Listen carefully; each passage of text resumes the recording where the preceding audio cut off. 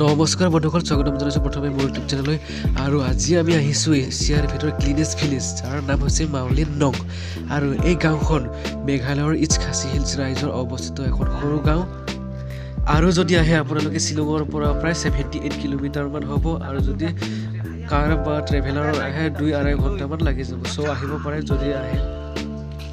আৰু এই গাঁওখনেই ইণ্ডিয়াৰ এটা দ্য ট্ৰেভেল মেগাজিন নামৰ সন্থাই 2003 চনতে এছিয়াৰ ভিতৰত ক্লিনলেষ্ট ভিলেজ হিচাপে বিবেচিত কৰিছিল। চ' গাঁওখন বহুত চাফা হয়, যদি আপোনালোকে আহে চাব পাৰে, বহুত ক্লিন। আৰু আমি ইয়াৰে এজন খুৰাক সুধি গম পাইছোঁ যে এই গাঁওখনৰ মানুহে প্ৰায় 20-21 বছৰ আগৰ পৰাই কেনেকৈ চাফ চিকুণ ৰাখিব পাৰে গাঁওখনৰ বিষয়ে অধ্যয়ন কৰি আহিছে আৰু একেলগে কাম কৰি আহিছে। আৰু সেয়েহে এই গাঁওখন সমগ্ৰ বিশ্ববাসীয়ে গম পায় যে এছিয়াৰ ভিতৰত ক্লিনেষ্ট ভিলেজ। আৰু যদি আপোনালোকে আহে হোমষ্টে কৰিব পাৰিব। আৰু ইয়াৰ ৰুমবোৰ চাওক, খুব চাফা হয় ৰুমবোৰ। আৰু আপোনালোকে মানুহৰ ঘৰতে থাকিব পাৰিব ৰাতি। আৰু পাৰ ডেত 1500 তেনেকুৱা ল'ব। ৰুম চাই দাম বাৰ্গেনিং কৰিব পাৰি। চ' আপোনালোকে আহিব পাৰে।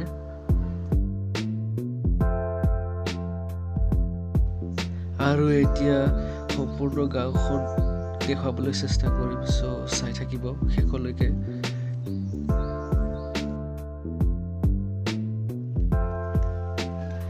আৰু গাঁওখন বহুত চাফা হয় আৰু বিভিন্ন ধৰণৰ ফুল গছ গছনিৰে ভৰা। আৰু চাৰিওফালে সেউজীয়া সেউজীয়া হৈ আছে, আপোনালোকে চাব পাৰে। ডাষ্টবিনটো মজা লাগিছে দেই। ইয়াৰ চাৰিওফালে পুৰা ফুল সেউজীয়া হৈ আছে, আপোনালোকে দেখিব পাৰে।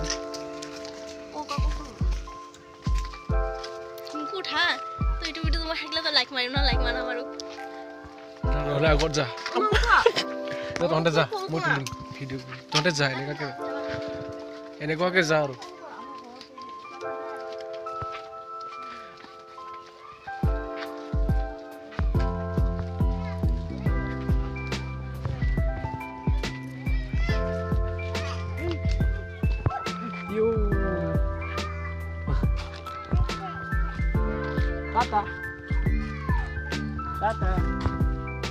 টাটা।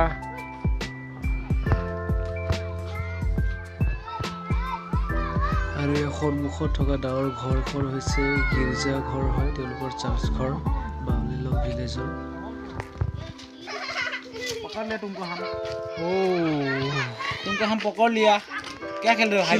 শিলটো তামাম চোন, গাটা নিচিনা হৈ আছে পুৰা। क्या नाम है आपका? आपका क्या नाम है?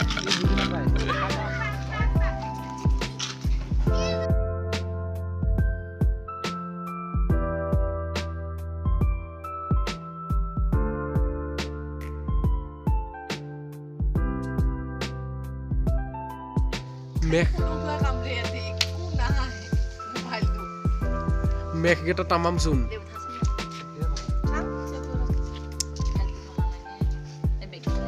খালি সেলফি।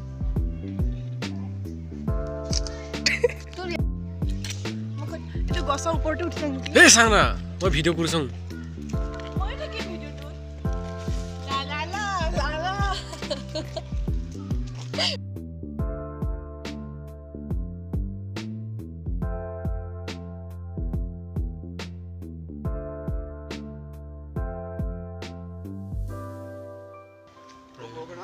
আৰু গাইছ, এইখন হৈছে হাউচ ট্ৰী। আৰু সন্মুখতে আছে, এখন ৰাস্তাৰ সন্মুখতে ডাইৰেক্ট আহি এইখন ঘৰ দেখা পায়, হাউচ ট্ৰী। আৰু আমি এইখন ঘৰ উঠিবলৈ ৰাতিপুৱা আহিছিলোঁ, কিন্তু ছানডে বাবে বন্ধ আছিল। আৰু এইখন হৈছে স্কুল ঘৰ, মাওলিনং স্কুল ঘৰ এয়া। আৰু চাৰিওফালে দেখি পাব হোমষ্টে। আৰু ইয়াতে চব জেগাতে হোমষ্টে মাৰি থাকে বেনাৰ।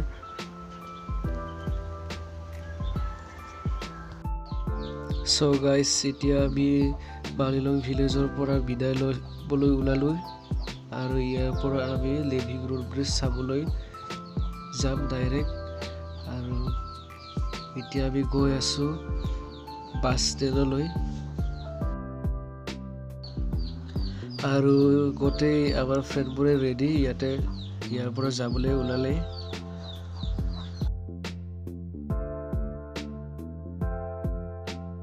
আৰু আমি এতিয়া ওলালো মাউলিনং ভিলেজৰ পৰা লিভিং ৰোড ব্ৰিজ চাবলৈ আৰু ইয়াৰ পৰা প্ৰায় 3 কিলোমিটাৰ মান দূৰত্বত আছে এই লিভিং ৰোড ব্ৰিজটো স্যাৰ আসসালামু স্যাৰ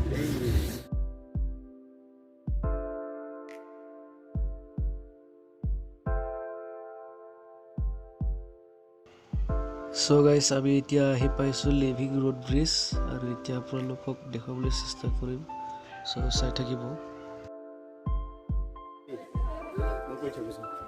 আমি এতিয়া মাউলিনঙৰ পৰা আহি পেলাই আমি লিভিং ব্ৰিজ পাইছো লিভিং ব্ৰিজৰ পৰা আমি এতিয়া সকলো ছাত্ৰ ছাত্ৰীৰ লগ হৈ লিভিং ব্ৰিজ চাই আছো কিছু সময় পিছত আমি ইয়াৰ পৰা ৰিটাৰ্ণ হৈ গৈ পেলাই আকৌ আমি বাছত উঠিম বাছৰ পৰা আমি ডাউকিলৈ যাত্ৰা আৰম্ভ কৰিম আৰু সকলোৱে ইয়াত লিভিং ব্ৰিজ চাই পেলাই অতি মানে আনন্দিত হৈছে আৰু সকলোবিলাকে বহুত ফূৰ্তি কৰিছে ধন্যবাদ থেংক ইউ স্যাৰ হাই ফটো উঠিম বাৰু so guys মই আগৰ ভিডিঅ'ত double decker living road bridge দেখুৱাইছিলো কিন্তু এইটো হৈছে সিঙ্গেল হয় so চাব পাৰে so guys একচুয়ালি আমি কলেজৰ পৰা আহিছিলো ফিল্ড ৰিপৰ্টৰ কাৰণে আৰু আমি ইয়াৰ পৰা ডাইৰেক্ট গৈছিলো ডাউকি আৰু ইndo-bangladesh বৰ্ডাৰ চাবলৈ কিন্তু মই ভিডিঅ' নবনালো কাৰণ মই আগতে আহি বনাইছো ব্লগ ভিডিঅ' বনাইছো আৰু আগতে মই মেঘালয়ৰ চেৰাপুঞ্জী আৰু কাৰাংচৰি ৱাটাৰফল ডাউকি এইকেইটা সব ব্লগ বনাইছো যদি চোৱানে চাব পাৰে মই লিংক ডিসক্ৰিপচনত তলত দি দিম সো আজিলৈ ইমানেই তো বাই